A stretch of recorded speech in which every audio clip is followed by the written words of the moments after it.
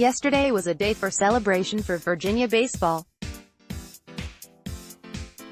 Not only were two more Wahoos selected early in the 2018 MLB Draft, but one of the top commits for next season was not drafted on day one. Mike Siani, that top recruit, wasn't taken in the third round either. Instead, he went early on in the fourth round to the Cincinnati Reds as the 109th overall selection. That position comes with a draft slot of about $500,000. There is thought that the Reds will try to save money with some other picks in order to sign Siani for overslot.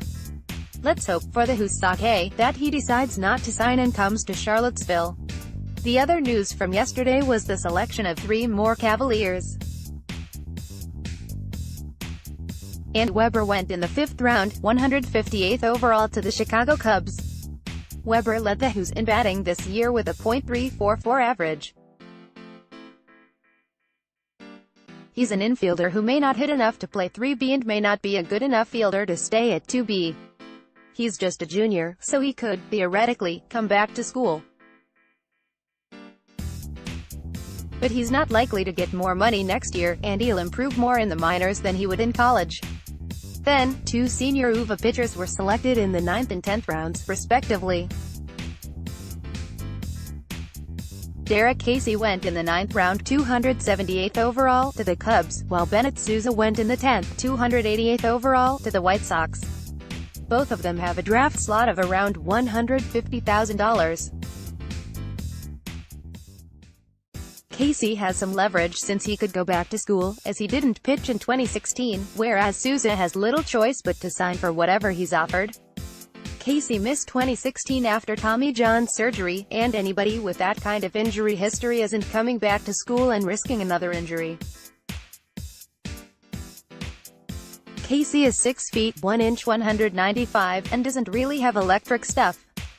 He's got good control, just 2.11 BB, and struck out 106 in just 95 IP. He led the team with 7 wins. Casey sits in the low 90s with his fastball, but he has a workable changeup and curve already. He's advanced for a college player and could move up through the low minors relatively quickly. His ceiling isn't too high though. Sousa is bigger, 6'3", 210, and is lefty, which pro teams like. He's also a low 90s guy, but he's got control issues. He walked 22 batters in 45 innings. That's not good.